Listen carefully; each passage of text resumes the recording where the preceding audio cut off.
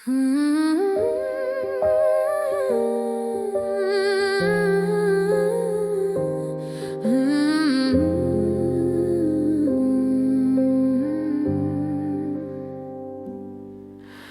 slunce spí za kopcem, měsíček je strážný král.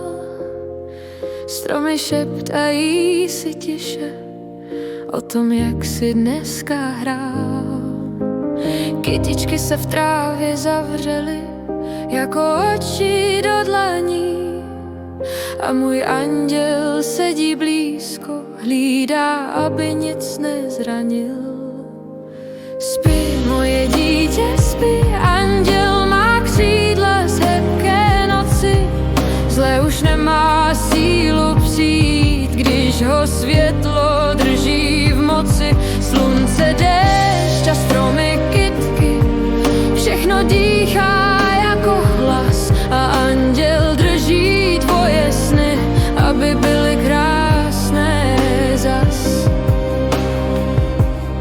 Když přijde déšť a kapky cinknou, ťuk, ťuk, ťuk, jak zvoneček. Louka pije, květ se směje a svět je zase lehounce. Kdyby se ti zdál sen,